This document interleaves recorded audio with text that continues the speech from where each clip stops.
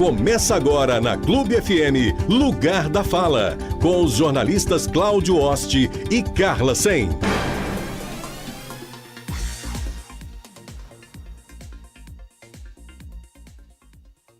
Lugar da Fala, e só para dizer para vocês aqui, o Pedro falou, voz do Brasil, não é a voz do Brasil, mas pelo menos a voz de Londrina, a voz do norte do Paraná.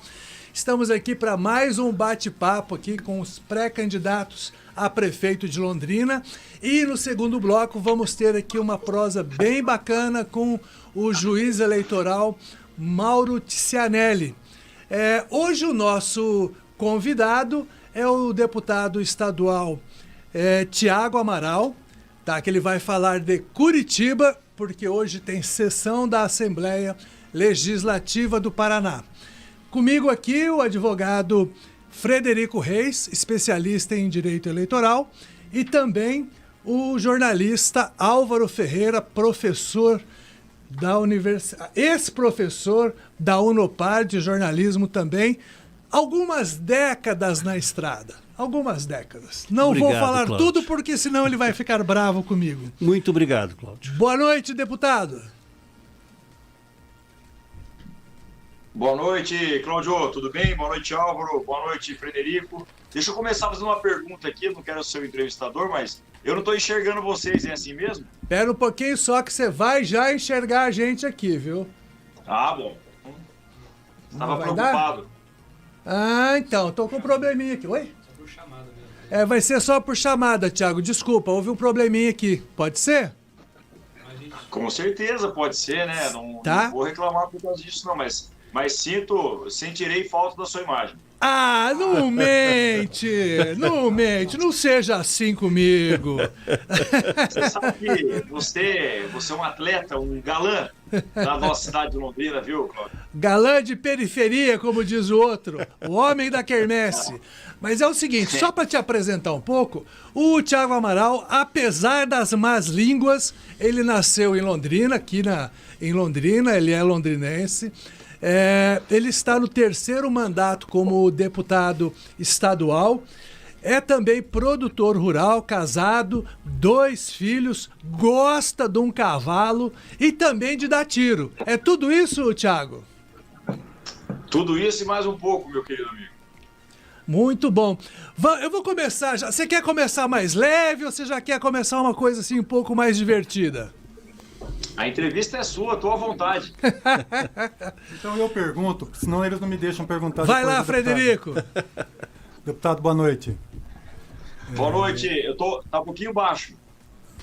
Tá, pera só um pouquinho, deputado, vai resolver aqui já. Deputado, claramente o senhor é pré-candidato a prefeito e eu gostaria que o senhor falasse um pouquinho de você para a população. O seu perfil, conservador, progressista, qual o seu perfil? Sim, eu sou conservador, tenho uma visão voltada ao liberalismo, no que respeita à economia, respeito à propriedade privada, respeito à vida, os valores conservadores que nós temos hoje são parte daquilo que a gente tem, porque para mim, na verdade, isso é o que faz sentido para mim na sociedade, né? A nossa sociedade é uma sociedade que precisa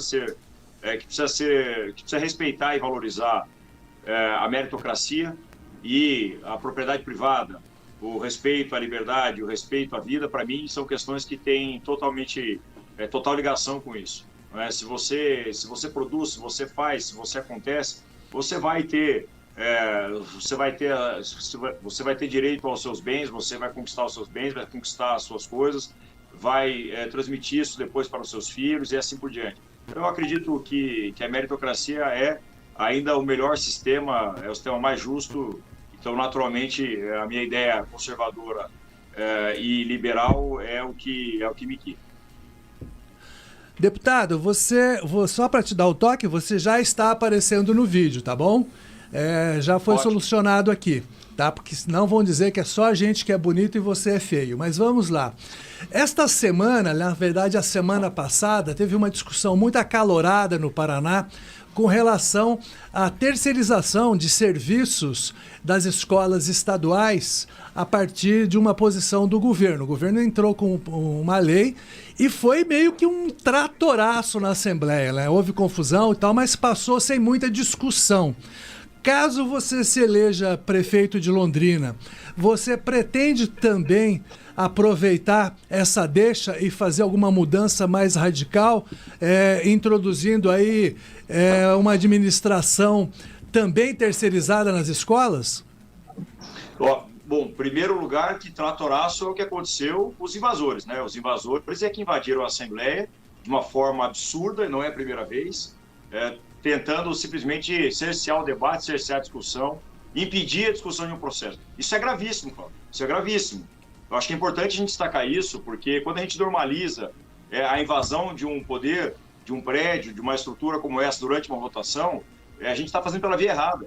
Por mais que você não goste do projeto, por mais que você não concorde com o projeto, não é a invasão à estrutura da Assembleia que vai, de fato, te dar a razão.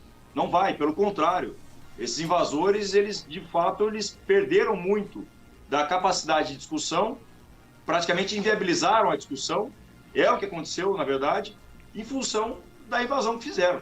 Então, a partir do momento que eles partem para esse formato, não tem discussão, né? Então, assim, o tratoraço o que aconteceu realmente foi o tratoraço que invadiu a Assembleia, a destruição que fizeram aqui dentro. Mas deputado, Londrina, vamos só lembrar o seguinte, a terceirização já faz parte hoje da educação de Londrina, tá? Talvez as pessoas não saibam, mas, por exemplo, os SEIs, nós temos 58 SEIs em Londrina que são já administrados por entidades, né? Por entidades. Então, eles já são terceirizados. Então, a terceirização ela faz parte. Vamos lembrar também que mais do que terceirização, inclusive, são as compras de vagas que a gente já tem hoje pelo governo federal, por exemplo, de vagas em universidades privadas, não é? Então, a gente já utiliza o apoio da iniciativa privada, seja ela filantrópica ou não, seja ela com interesse ou fins lucrativos. Então, essa é uma praxe que já acontece. Agora, o importante, Cláudio, é que a gente deixa claro o seguinte, o que o pai e a mamãe querem? O pai e a mamãe, será que eles preferem ter uma vaga, ter a condição de colocar o seu filho, por exemplo, em uma creche? Ou será que a opção deles seria, eventualmente, por não, eu só vou colocar o meu filho na creche se for uma creche pública? Será que essa seria a melhor opção? Será que a opção do londrinense... Mas, deputado, só uma coisa para a gente discutir.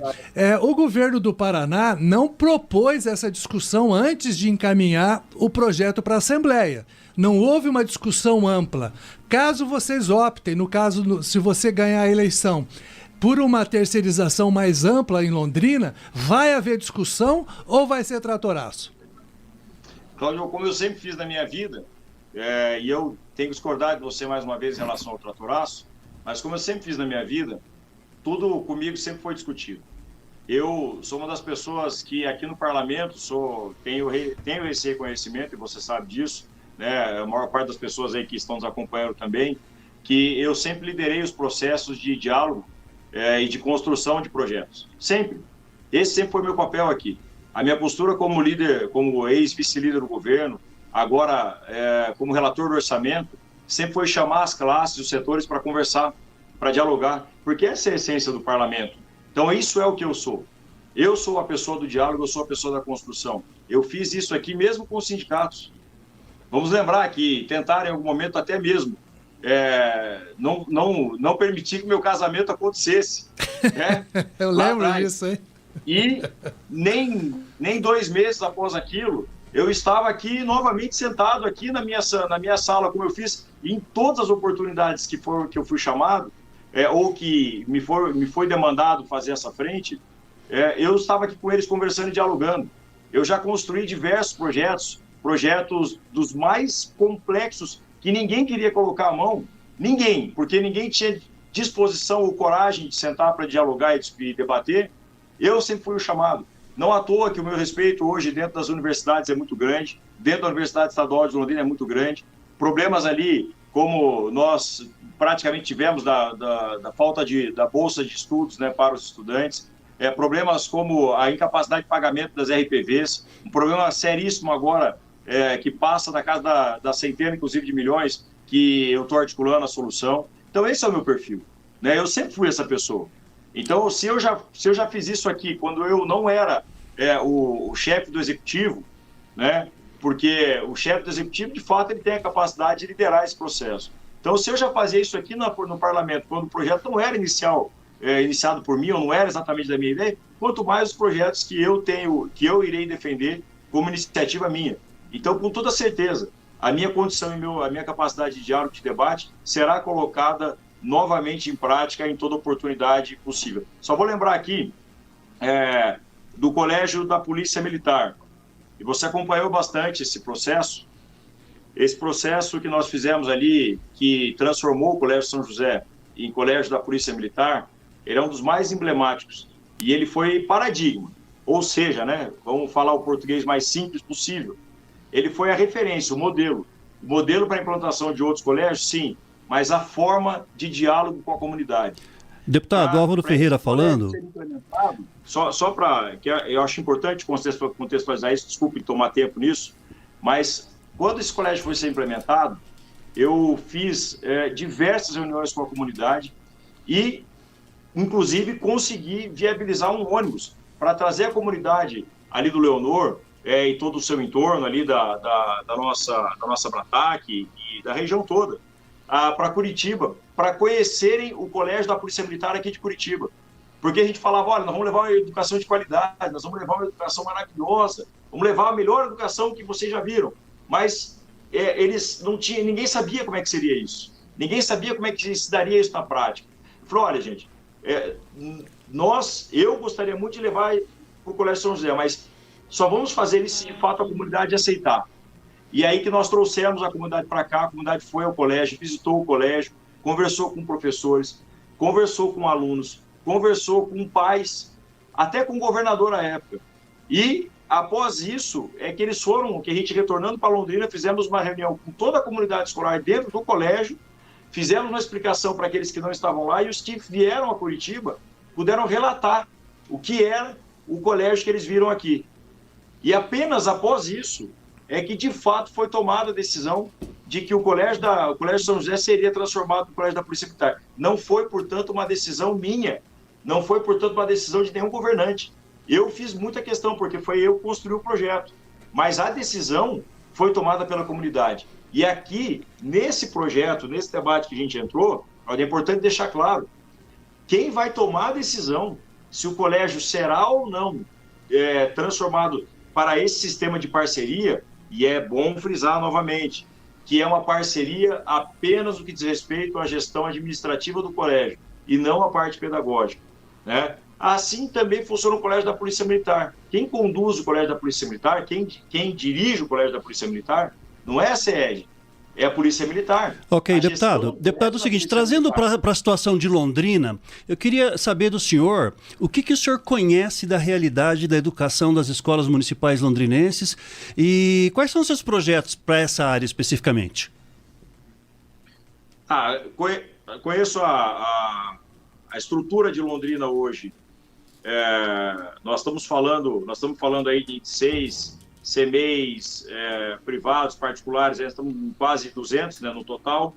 Escolas também pouco menos da metade do que isso, mas assim, uma estrutura hoje que precisa ainda de evolução e de avanço. Nós tivemos uma ampla reforma que foi feita, né, um foco muito grande da administração que passa agora para a reforma dessas estruturas. Então é uma estrutura realmente que vai precisar continuar sendo investida, com toda certeza, mas a verba hoje, o orçamento hoje da educação, ele está batendo agora para o próximo ano 29%, né? A execução dele está em quase 29%, já deveria estar em 30%, diga-se de passagem, mas ele está batendo agora 29%. Nós temos ainda uma margem para o crescimento do investimento para ficar exatamente naquilo que a legislação municipal prega, né? Que seriam agora já nessa atualização dos 30%. Nós temos uma lei em Londrina que na época do Quiref ainda, que ela veio somando 0,5% ao ano, né, até chegar nos 30%. Então, nós chegaremos aí no orçamento de Londrina para a educação, algo em torno de 600 milhões de reais. Então, é um orçamento bastante significativo, um orçamento muito forte, e eu tenho certeza que dá para a gente implementar muitas das ideias que a gente tem. A vontade, é claro, é trazer o ensino integral para todas as escolas. Esse é um processo que qualquer governante que assuma a educação de Londrina vai ter que fazer, vai ter que partir para isso. Mas o nosso grande desafio é melhorar o resultado do ensino, né? Porque, na minha avaliação, o ensino de Londrina ele precisa ser não apenas um modelo ou uma referência em questões que Sertanópolis, Bela Vista do Paraíso e outras cidades menores também são, não é? Então, não adianta a gente ter só a merenda, só o uniforme, não adianta a gente ter só o material escolar. Nós temos que ser referência realmente na formação e na alfabetização. Londrina agora, recentemente, há 2 semanas aproximadamente, teve o índice agora de alfabetização revelado e ficamos atrás, inclusive, da cidade de Cambé. Então, acho que tem uma margem muito grande, né, para que a alfabetização e para que a qualidade do ensino da cidade ela possa evoluir. E nós temos que pensar de uma forma disruptiva, né? Quer dizer, a gente tem que pensar, nós temos que abrir a cabeça, nós temos sim que procurar modelos de gestão e integração entre os professores, entre gestores. Só para vocês terem uma ideia, esse projeto, inclusive, que nós falávamos agora há pouco, é um projeto que, quando explicado, ele foi solicitado por vários professores. Porque o grande desafio é que ninguém consegue ter mais cabeça para gerir as dificuldades que hoje um professor tem dentro de uma sala de aula, né, com os seus alunos. A gente sabe que os alunos hoje em dia estão num momento muito difícil, né, de relacionamentos interpessoais, de capacidade de diálogo, de respeito com os professores. Então, está muito crítico. Mas, além disso, tem que se preocupar com problemas agora de torneira que não funciona, de patente que não funciona, problemas de fiação. Então, são questões como essa que acabam tirando do foco da educação o trabalho dia a dia de quem está na educação. Então, o que a gente quer, de fato, é dar condições efetivamente para que os nossos professores estejam focados nisso, melhorar a condição dentro de sala de aula, né? Nós precisamos investir muito forte na parte psicológica, dessa capacidade de convívio, diagnosticar melhor os problemas com as dificuldades hoje, com as dificuldades hoje, como, por exemplo, TDAH, que é um dos pontos mais sensíveis. Alunos que têm um potencial gigantesco já foram deixados por professores em função da falta de conhecimento e diagnóstico. Então, melhorar e diagnosticar melhor os nossos alunos, dar melhores condições aos professores e pensar de uma forma mais disruptiva, esse é o nosso grande propósito, o nosso grande objetivo para a educação da nossa cidade de Londrina, que precisa ser referência, né, e modelo, não apenas quando a gente falar de uniforme, falar de merenda.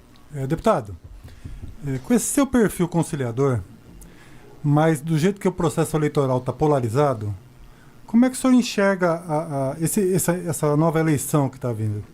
Como é que vai ser a sua postura com relação a isso? A minha postura é de construção. Eu amo demais a minha cidade, eu amo Londrina, eu tenho por essa cidade o maior respeito por ela e pelos cidadãos londrinenses. E o processo eleitoral, ele é um momento para a gente debater a cidade que a gente quer. O que a gente quer para a cidade dos 100 anos? Vou pensar, nós estamos chegando agora a 90 anos de Londrina. Daqui 10 anos, portanto, nós chegaremos ao primeiro centenário, né, da nossa cidade. Nós temos que discutir o que é que nós queremos lá. O que é que nós queremos de Londrina quando chegarmos aos 100 anos? Como é que nós vamos querer olhar para a nossa cidade? A gente quer uma cidade de referência, a gente quer uma cidade modelo, ou nós queremos uma cidade frágil no aspecto social, do desenvolvimento social, da recuperação de pessoas em situação de rua, onde, de fato, a educação ainda não conseguiu ser esse modelo que a gente espera. Uma cidade que a gente precisa mandar mais londrinenses para cidades vizinhas, né? Por exemplo, como o próprio Biporã, como a cidade de Cambé, para trabalhar em empregos, em indústrias de qualidade do que a gente tem em Londrina. Não, nós precisamos de uma Londrina de fato pujante, referência em qualidade de vida, referência em resposta ao cidadão. O cidadão precisa estar na prefeitura, o prefeito precisa estar na rua, precisa estar no bairro, ele precisa vivenciar essa realidade. Então, o que a gente quer propor realmente é o projeto para Londrina dos próximos anos. Foi feito um master plan pela sociedade civil organizada, em parceria também com os cidadãos londrinenses, que discute e debate justamente a Londrina que queremos, a Londrina dos próximos 30 anos. Então, o próximo prefeito terá a responsabilidade de ser o grande condutor da cidade transformada que vai ser Londrina, né? Da cidade referência que nasceu para ser grande. Londrina é a única cidade que tem um estádio de 40 mil lugares no interior. Não tem nenhuma outra cidade que tenha uma praça esportiva do tamanho e da grandiosidade que é o Estado do Café. Deputado, aproveitando, deputado, aproveitando que você falou do estádio, eu tenho uma pergunta aqui que acabou de chegar do Walter Bittar, advogado, você conhece, conselheiro do Londrina. E ele pergunta para você o seguinte: o Estádio do Café tem solução? O que você pretende fazer no Estádio do Café para que ele se torne moderno? Na década de 70, quando ele foi concebido e foi executado, o projeto do Estádio do Café não seria uma ferradura, né? É para fechar ele. Isso será possível hoje? Olha, a minha vontade é ver o Estádio do Café cheio novamente, lotado de torcedores do Tubarão. Então, a responsabilidade que a gente tem é muito grande, a ponto de dizer o seguinte: a questão esportiva, a questão leque e outras modalidades esportivas não diz respeito apenas a quem está à frente do Londrina. Não diz respeito apenas a quem assumiu a SAF do Londrina. Essa é uma preocupação que a prefeitura de Londrina tem que ter. O londrinense tem que ter. O Tubarão, o Londrina leva a gente para o Brasil inteiro. Então, nós adequarmos bem a nossa casa, que é o Estádio do Café. Eu sei que muita gente vai falar assim, não, mas nós temos que ir para o VGD. Tudo bem, pode ser que até provisoriamente se vá para o VGD, enquanto a nossa torcida ainda não voltar a se comprometer com o nosso time, enquanto os nossos sócios torcedores ainda não vingarem, enquanto a gente não tiver, e acho que o grande desafio é esse, a gente precisa de vitórias consistentes, talvez até mesmo títulos, para conseguir devolver, para que o londrinense volte para o estádio, né? Mas eu não tenho dúvida que isso vai acontecer quando todo mundo estiver unido. Não dá para simplesmente falar assim, olha, encostar o dedo no estádio não é responsabilidade da prefeitura, é responsabilidade só da iniciativa privada. Mas, meu Deus, o estádio é nosso, a estrutura é nossa, o time é nosso. Então, nós precisamos que a prefeitura consiga ter essa visão, precisa entender que a praça esportiva, ela, além de um lazer importante, ela é uma oportunidade muito grande para desenvolvermos projetos profissionais que levam o nome da nossa cidade muito longe. E quando a gente fala em ambiente de desenvolvimento, de geração de oportunidade para as pessoas, ou seja, de trazer mais empresas, gerar mais empregos e melhorar o ambiente, a gente está falando também em divulgar a cidade. Então é uma questão estratégica, nós temos um time forte e um estádio forte. Ou será que o londrinense que já viveu isso não sonha em voltar a ter o nosso Estádio do Café lotado, 40 mil pessoas lá dentro, 36, 37 mil pessoas, mas não com o time de São Paulo, com o nosso Tubarão, com o nosso leque. Então, a minha ideia, o meu projeto, a minha estratégia, inclusive a gente tem algumas reuniões marcadas para isso, é recuperar de fato a praça esportiva que envolve não apenas o Estádio do Café, mas também o autódromo e até o cartódromo. Aquele projeto ele é muito grande, né? É um projeto muito grande. Quando ele foi pensado e foi desenvolvido, ele é muito inovador, porque a gente consegue colocar no mesmo ambiente uma estrutura, as duas grandes estruturas, uma de futebol e a outra de automobilismo. E, infelizmente, tanto uma como a outra está acabando, né? Está se deteriorando. Então, isso para mim é inaceitável, né? Imaginar que Londrina foi projetada para ser muito grande e, ao mesmo tempo, hoje, as estruturas que a gente tem, que fazem parte da nossa história, elas estão minguando, estão acabando. Então, o meu projeto é buscar, sim, parcerias e projetos efetivos que possam ajudar a bancar, custear e transformar novamente essas estruturas em estruturas relevantes para a nossa cidade, sabendo que a gente tem que pesar aí as necessidades da população, né, necessidades básicas como vaga em creche, que falta hoje quase 3 mil, né, a retirada do pessoal que está na rua hoje. Deputado, falando dessa questão aí que você citou, a questão dos moradores de rua, nos últimos anos, o orçamento da assistência social de Londrina saltou de 50 milhões para hoje 110 milhões. E a secretaria, junto com... Esse ano agora 135. Isso. E a Secretaria de Assistência Social, junto com a Secretaria de Saúde e também com a Guarda Municipal, criaram e desenvolveram um projeto chamado Trilha da Cidadania, que é pegar a pessoa na rua, convencê-la se ela quer trabalhar ou se ela está precisando de cuidar da saúde, leva por um abrigo, até se chegar nos finalmente, que trazer ou colocá-la de volta na casa dela, ou então num novo emprego, uma situação assim. Hoje a gente deve ter em Londrina por volta de 1.500, 2.000 pessoas morando nesse estado na rua. Que proposta que você tem para esse tipo de situação, já que preocupa tanto, principalmente, o empresariado e quem mora no centro da cidade? Ótimo, Cláudio. Eu, inclusive, eu acredito que seja mais do que isso, tá? Porque o estudo da UEL em 2018, 2019, já dava conta de 3 mil moradores de rua. A gente sabe que esse número aumentou depois da pandemia, que foi um dos momentos mais importantes, emblemáticos para o aumento das pessoas em situação de rua. Então, eu acredito que hoje nós passamos de 3 mil pessoas em situação de rua na cidade de Londrina. Mas, assim, nós temos que parar de brincar, né? Isso é a primeira coisa, parar de brincar, nós temos que levar esse assunto a sério, porque a política que está sendo adotada agora, e eu tenho que ter muito respeito por todo mundo, mas é de deixar a gente indignado, porque você ter o terceiro maior orçamento da cidade, atrás apenas de educação e saúde, sendo o orçamento da assistência social, e nós termos aumentado exponencialmente o número de pessoas em situação de rua ano após ano, isso é um absurdo. Parece que nós estamos trabalhando para estimular as pessoas a permanecerem na rua. E por que eu fico indignado com isso? Porque às vezes tentam construir uma narrativa de que, olha, a pessoa tem o direito, tratar ela como ser humano, ela tem o direito de permanecer na rua. Meu Deus do céu! Permanecer na rua não é lugar de ser humano. A rua não é lugar de ser humano. Não há dignidade na rua.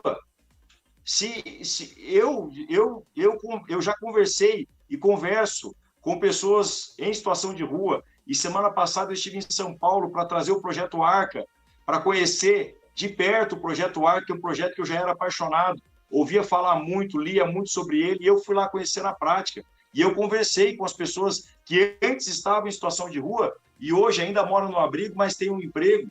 E elas são muito claras em dizer, na rua, você só tem um caminho. Se você não é drogado, você passará a ser. Se você não é alcoólatra, você passará a ser. Se você não é criminoso, você passará a ser. Porque você na rua, a tua cabeça, você não tem hora para acordar, você não tem hora para dormir, você não tem hora para fazer absolutamente nada. E o teu tempo ali, ele fica sendo direcionado apenas para manter o seu vício. E a manutenção do vício, se você não tem uma fonte de renda, você vai roubar. E quando você tem uma fonte de renda que é o Bolsa Família ou o Bolsa agora do município, né, que vai para um morador de rua, infelizmente esse cartão hoje está ficando na mão do tráfico, na biqueira. Então estão utilizando esses recursos hoje, não é para alimentação, não é para cuidar dos seus filhos, que eventualmente ele está na rua, mas tem um filho em casa. Está sendo destinado para comprar droga. Então é óbvio que não vai funcionar. Então, o que nós já estamos propondo para a cidade de Londrina? Nós temos que entender, a gente precisa dar um ofício para as pessoas. Se você não tem um trabalho, se você não tem um ofício, se você não tem uma atividade, você não se sente responsável por nada. Então nós precisamos, primeiro, nessa abordagem que é feita com as pessoas que estão em situação de rua, já direcionar elas para um emprego. Nós precisamos fazer isso. Após esse direcionamento, nós vamos fazer a acolhida delas nos nossos albergues e nas nossas casas de passagem. Nesses locais, nós temos que recuperar primeiro o ser humano. Trazer não só a igreja, mas os nossos psicólogos, trazer a igreja, trazer a sociedade como um todo, para recuperar o ser humano, mostrar que a gente acredita nele. O ser humano, ele tem que enxergar que ele tem capacidade, ele tem potencial. Quando a gente recupera isso nele, nós passamos a fase da formação, da qualificação. Então, se ele já tem alguma formação, tem muita gente que está na rua hoje, mas tem formação. Às vezes é um baita do pedreiro, às vezes é um grande engenheiro, um grande eletricista, às vezes é um padeiro, tem técnica de planificação, enfim, tem formações diversas, mas aqueles que não têm, nós temos que inserir ele no processo de qualificação para a gente poder encaixar ele no emprego. Se ele não tiver um emprego, Cláudio, isso é fundamental. Não há projeto social que você consiga manter as pessoas fora da droga, fora do consumo de álcool, fora das ruas, se ela não tiver uma responsabilidade de todo dia ter que ir para o seu ofício, para a sua função. Se a gente não der isso, eu não vi, eu não conheci, e eu já estudei bastante, não há nenhum projeto que consiga manter a pessoa fora dessa condição. E também é lógico, não dá para dizer o seguinte, não, se ela está trabalhando, então ela não vai ter problema nenhum, então ela dali para frente é certeza que ela não vai mais voltar para a rua. Claro, isso não acontece com 100% das pessoas, mas com o acompanhamento que é feito, com assistente social, novamente, com psicólogo, que eles permanecem realizando todas as semanas, pelo menos uma vez por semana, mesmo com elas empregadas, o índice hoje de manutenção ou de não reincidência é muito grande. Em São Paulo, esse projeto em 6 anos, que é um único projeto, não é o projeto que todas as estruturas públicas implementam, mas é um projeto de iniciativa do Felipe Sabará, esse projeto tirou 3.500 pessoas da rua. Que é praticamente o que a gente tem hoje em Londrina. Tá. Deputado. Então, assim, esse projeto, só para ter uma ideia, esse projeto sequer recebe verba pública, tá? Sim. Porque o pessoal que está lá, eles trabalham, eles têm a horta urbana, né? Essa horta urbana é a forma que eles conseguiram compatibilizar o rendimento para custear o projeto com o ofício dessas pessoas. Inclusive, o Fazano, hoje, o restaurante de São Paulo, ele recebe, tem como fornecedor da parte de hortifruti a horta urbana. Então, é um projeto extraordinário, né? Então, falar assim que não tem jeito, falar que não dá, que a pessoa ela tem que ficar na rua, olha, com todo respeito, isso é desculpa de quem não tem disposição para encontrar a solução para um problema gravíssimo de falta de humanidade, de falta de cuidado e falta de zelo para as pessoas. Então, nós apresentaremos isso, porque na rua as pessoas não vão ficar. Deputado, a gente precisa encerrar a sua participação, porque como a gente combinou com todos os demais candidatos, seriam 30 minutos de entrevista para cada um, mas teremos a oportunidade de, logo que se terminarem as convenções, a gente vai fazer uma nova rodada, aí sim, com 1 hora de tempo para cada candidato já em si. E te agradeço muito a sua presença, foi muito, muito explicativa as suas ideias, e vamos tentar já marcar já com a sua assessoria uma nova rodada já a partir do mês de agosto, quando vocês já estiverem oficialmente candidatos. Queria te agradecer muito e até em breve. Obrigado, eu que agradeço a você, ao Álvaro, ao Frederico, grande advogado, e a todos que nos ouviram aí, muito obrigado mesmo pela oportunidade, foi muito bom falar da cidade que eu amo tanto, a cidade que é a nossa cidade, é a cidade maravilhosa que nasceu para ser gigante, e nós queremos que ela seja, além de gigante, além da melhor cidade do mundo, que ela seja também a melhor cidade para todo mundo, para todas as pessoas, não importa a classe social, todo mundo tem que ter oportunidade de viver a Londrina que a gente sonha. Vamos conversar com o Dr. Mauro Ticianelli, que ele é juiz eleitoral, e ele vai explicar como vai ser o processo de eleição aqui em Londrina. Até daqui uns minutos. Estamos apresentando Lugar da Fala, com os jornalistas Cláudio Oste e Carla Sen. De volta aqui no nosso Lugar da Fala, hoje sem a Carla Sen, que está em viagem, no lugar dela, substituindo-a. Está Álvaro Ferreira, que vai receber o cachê de Carla Sen. Tá? Ela que te colocou nessa roubada.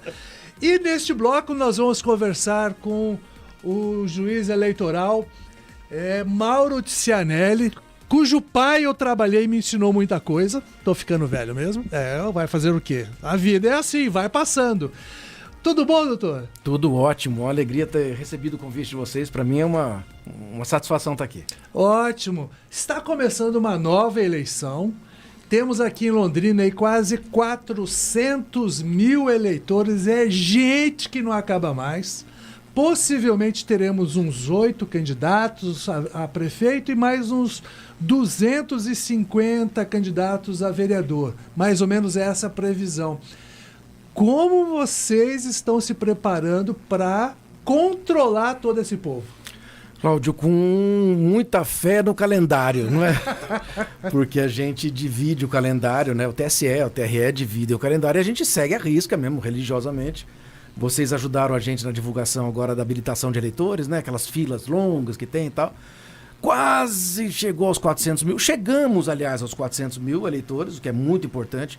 Mas depois a gente atualizou ali alguns óbitos, a gente baixou um pouquinho, mas enfim, mostra o gigantismo da nossa cidade. Esse povo tem mania de morrer, né, doutor? Ah, tem bastante, né? Londrina é muito grande, né? A gente concentra e tal. Então foi muito legal. Essa parte foi muito interessante, teve muita novidade. Nós habilitamos presas provisórias, habilitamos o pessoal da PS Down, habilitamos indígenas, tudo novo para todo mundo. Então todo mundo aprendendo demais com essas metas que o TSE divulgou pra gente, pediu. O Paraná tá tentando cumprir todas elas. Então foi muito gratificante para nós. Tá todo mundo aprendendo. Agora começa o calendário, né? Continua o calendário. Agora o registro de candidaturas, as convenções. Estou chamando mesários. Estamos todos nós precisando de mesários. Londrina chega a 5 mil mesários. É muita coisa. É tudo gigante, né?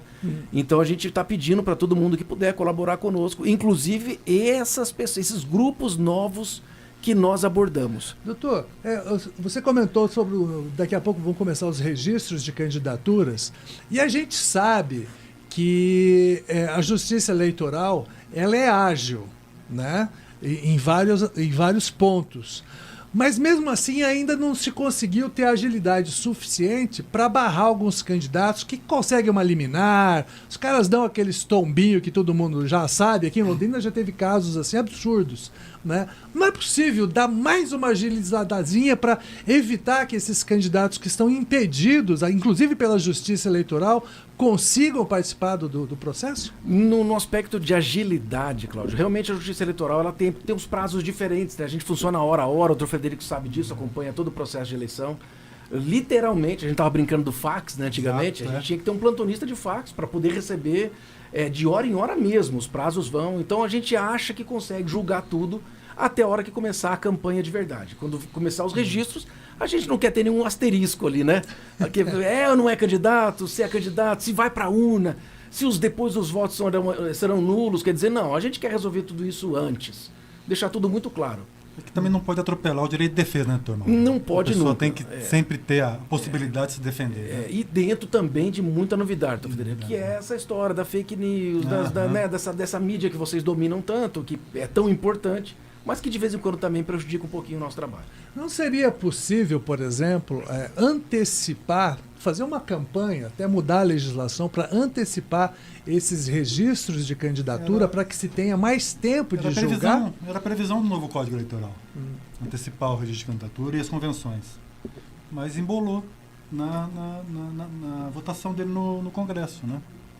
Não deve sair por agora o Código novo. Não. Infelizmente, porque viria tudo novo. A gente tem um retalhozinho aí de legislação, de leis eleitorais. Não deve sair por agora, né, Tom? Nem para a eleição seguinte, que é a majoritária, né? É difícil eu tenho impressão, né? O ciclo é esse, né? Então, a gente, enfim, é difícil dizer. Mas aí vem, né, proibição ou a vedação para reeleições, aumentar o mandato para prefeito, governador e presidente. É difícil. São temas muito complicados, viu, gente? Não é assim tão simples, não. Mas o Código Eleitoral parece que não vem. Concordo contigo, Cláudio. Dentro do calendário, eu acho que agora a gente poderia já estar falando com candidatos. E aí temos todo um regime da pré-campanha. Já põe campanha direto, né? Para nós seria um pouco melhor. Doutor Mauro, a cada dia que passa, as redes sociais invadem o cotidiano das pessoas, né? As pessoas passam cada vez mais e mais tempo nas redes sociais e elas vão ser também determinantes nessas próximas eleições. Como é que vai ser fiscalização, ou como é que a Justiça Eleitoral vai se comportar diante disso? É uma obsessão que vem do TSE. O ex-presidente comunicou que seriam aplicadas penas severas para quem abusasse da propaganda, da fake news, da deepfake, né, que é aquela produção, né, colocar palavras na minha boca e tal, com severidade. Então a gente imagina que será assim, o candidato que abusar disso pode ter cassação de registro, se registrou, depois elege, não recebe diploma, se diploma, não toma posse, porque realmente é uma obsessão. Álvaro, você é do rádio já tem um tempinho, né? Você já tem algum tempo de rádio. A gente acompanhou, né? A gente tem a mesma idade, todos nós aqui, imagino. A gente acompanhou todo esse processo. Tudo que tem de bom e tudo que tem de ruim. A gente lembra da eleição no sábado à noite, a cidade lotada de lixo. Isso já não existe mais. Depois pintura de prédios, escolas. Isso não existe mais. As coisas vão mudando. Agora a gente foi para bendita ou maldita internet. Nem lá, nem cá. A gente tem que coibir abuso. Inclusive, naquela época, já havia fake news, só que tinha um outro nome, chamava-se panfletos apócrifos. Ou rádio peão, né? Rádio, tinha aquela notícia, né? O candidato foi pego com uma namorada ontem, né? Fulano desistiu da candidatura. Isso era muito comum. E sobre a fake news, é importante a gente ressaltar que na eleição passada teve já cassação de mandato, no caso do deputado Felipe Francischini. Felipe não, foi o Fernando, né? Fernando Francischini. Deputado, no dia da eleição, ele soltou uma básica fake news contra urnas eletrônicas e teve o mandato cassado. Então, não é brincadeira e vocês estão atuando. Né? Não é. Essa decisão do Francischini, ela é, digamos assim, um ponto fora da curva, para você ver a gravidade que o TSE está tratando a fake news, né? Quer dizer que assim, teve um impacto muito grande na campanha às 4 horas da tarde do último dia, mas o TSE está tratando com muita severidade fake news. Fake news e a famosa inteligência artificial, né? Sim. Que está previsto na resolução, que é cassação. É cassação. É uma preocupação. Tem alguns mecanismos aí, o tribunal está lá disponível, a Universidade Federal do Paraná está lá bolando os sistemas, mas a gente sabe disso, né? A gente sabe que tem um pouquinho de terra sem lei. Sites hospedados lá na Bangladesh, Indonésia, enfim. Vamos tentar fazer com que isso não aconteça. E você que nos ouve, que recebe uma informação, que a gente tem uma dúvida, confie no pessoal da clube, confie no pessoal da imprensa, que não é convencional, confie naquelas pessoas que a gente tem confiança, credibilidade, história. Primeiro, não passar para frente. Se há alguma dúvida, não passe para frente. Segundo, não criar conteúdo, né? Poxa, uma pessoa acordar de manhã, diz, hoje eu vou criar um conteúdo. Ah, puxa vida, claro, né, que tem, mas enfim, vamos tentar minimizar o impacto disso. Mas isso é inevitável. Nós temos hoje eleições na internet, né? A gente sabe que as próprias campanhas têm os seus escritórios da maldade para criar esse tipo de conteúdo. Eu nunca vi isso. Eu sei, eu tenho certeza. Dizem que tem, né? Dizem que tem. Uma possibilidade grande de que exista essa... Pela sua experiência, a gente percebe que nas últimas eleições tudo está muito judicializado, né? Há muita guerra judicial entre os candidatos. O que tem pego mais na justiça eleitoral? O que se denuncia mais na justiça eleitoral hoje? Eu acho que a parte de propaganda ainda é campeã, né? A parte de registro não, Federico, porque é uma coisa um pouco mais técnica, né? Propaganda. Acho que propaganda agora no período da pré-campanha, que nós conseguimos criar um sistema tal da pré-campanha, se aplicam as mesmas penalidades da campanha, viu? E tudo isso não é charme, né? É para tentar trazer a gente para o ambiente da igualdade. Uma pessoa que tem um suporte financeiro maior, outra que tem menor, alguém que tem um grande nome já na praça, né? Já na rua. Por que tem todas essas regras? Para tentar diminuir um pouquinho essa diferença e fazer com que a gente consiga eleger pessoas de verdade comprometidas. Essa que é a ideia. Aliás, falando sobre redes sociais, eu me lembrei que tem uma questão que é técnica e a gente não para pensar nisso, que é o seguinte: o WhatsApp não é rede social, ele é considerado um aplicativo de mensagem. É um aplicativo mensageiro. Isso. E como é que vai ficar o trabalho de fiscalização? É possível fiscalizar o WhatsApp? É possível. Sempre será, né? A gente consegue, talvez não com a velocidade que a gente precise. O exemplo que o doutor Federico citou aqui foi do deputado Cassado, foi no dia... Né? É impossível, assim, aspas, desculpe, impossível não, mas é muito difícil um controle. a gente vai ter que reprimir depois. Essa que é a ideia. O WhatsApp hoje é verdade, né? Tudo que o WhatsApp divulga hoje virou assim, a credibilidade de um pastor evangélico, de um padre na missa. Por quê? Porque é forte, né? A gente tem uma parcela grande da população que tá tomando cuidado com isso agora, né? Agora é novidade. Já foi minha filha que mandou. Olha, isso aqui foi minha colega de tantos anos que me mandou. Mas tia, mais vó, tome cuidado com esse conteúdo. É difícil, porque ele vem com uma carga de credibilidade muito grande. Então tentar tomar muito cuidado com essa informação recebida, não passar para frente de jeito nenhum. Tivemos esses dias, eu digo porque é público, juízes afastados porque participavam de grupos de WhatsApp, aqueles de futebol, grupo da igreja, seja o que for, que depois viu-se ali a prática de um crime, eles foram afastados porque não tomaram providência por estar no grupo e terem visto a mensagem. Então é muito forte. Vou ter que dar uma peneirada nos meus grupos aqui. Quem que tá lá? Porque... E é um veículo de comunicação, né? Que, por exemplo, uma lista de transmissão, você consegue colocar ali 260 pessoas, mais ou menos. Se você faz 10 listas de transmissão, você já está se comunicando com quase 3 mil pessoas. Então, vira também um veículo de comunicação importante em qualquer campanha. E instantânea. E sem limite. São os limites que a gente está vendo aí, né? A filosofia hoje está um pouco debruçada sobre os limites da internet. Já não é mais a globalização, né? Foi o grande tema. Primeiro pós-guerra, depois globalização e agora... E o problema da liberdade de expressão, né? Entender até onde vai isso. Até onde vai. Até onde eu posso dizer o que eu quero. Não é? Então a gente tem aquela figura do idiota da aldeia, aquele rapazão que falava bobagem, a gente lá, para no clube, não saía dali. Hoje ele tem voz, hoje ele consegue falar para milhões, com essa carga que vocês têm da credibilidade, vocês sabem o poder que vocês têm, qualquer recado que a gente dá aqui chega longe. E a Hannah Arendt, né, aquela judia alemã, né, que tanto escreveu sobre a guerra, maravilhosa, que diz, nós somos obrigados a ouvi-los. Então a gente tem de um lado ouvir ou não aquele que produz um conteúdo, quer dizer, mas o limite disso é o abuso é crime. Esses dias eu estava conversando com os amigos sobre esse crescimento das redes sociais nas nossas vidas. A questão de 4, 5 anos atrás, a mídia pautava as redes sociais. Okay? Inverteu. Eu acho nós temos aí, por exemplo, o exemplo clássico, eu ia falar clássico. Ou crasso. Quase crasso, sim, né? Mas um exemplo clássico disso foi a treta do Neymar com a Luana Piovani. Né? Que é uma treta nas redes sociais, uma postagem e uma resposta de outra no Instagram, foi parar no Estadão, foi parar na Globo News, foi parar na Folha de São Paulo. Ou seja, se torna pauta. Exatamente. E o país inteiro discutiu esse assunto. Quer dizer, isso mostra o quanto as redes sociais estão cada vez mais importantes nas nossas vidas. Aí por exemplo, eu passo isso todo santo dia, que é o seguinte, eu hoje estou coordenando o núcleo de comunicação da prefeitura. Então a pessoa vai, por exemplo, num posto de saúde, né? Ela fica 15 minutos ou mais, 2 horas, vai depender, né? Imediatamente ela faz um vídeo dizendo tá um caos, e às vezes não tá.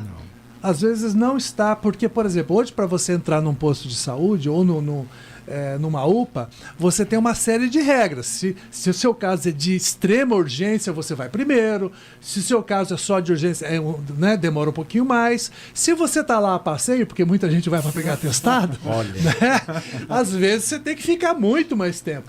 Mas aquilo começa a ganhar uma proporção e chega na TV e a TV cobra o município para dar uma explicação. Então é sempre hoje a partir do micro e vai espalhando. Até né? Porque muitas vezes a TV não checa, né? Não checa. Não, a TV não, o jornalista. De uma forma geral está mais complicado o bicho. Está mais complicado. Antes de checar, eles já divulgam para depois correr atrás para saber o que aconteceu. Só que aí a informação já correu, né? Isso a gente vê sempre os pedidos de desculpa, né? Quer dizer, de grandes veículos, inclusive, né? Exatamente. Normal, toda vez que a justiça ela precisa atuar, aquelas pessoas que seriam os atores normais das eleições, eles diminuem, né? Porque assim, a eleição quem devia aparecer, né? Candidato, partido e coligação só, né? Mas toda vez que a justiça precisa atuar, o corpo jurídico precisa atuar, a própria democracia diminui um pouco, né? E, na mesma proporção. Na mesma proporção. Na mesma proporção. Olha, juiz e promotor não tem qualquer atribuição senão administrar a eleição. quem conduz a eleição, parece uma piada, parece até piegas, mas é o povo.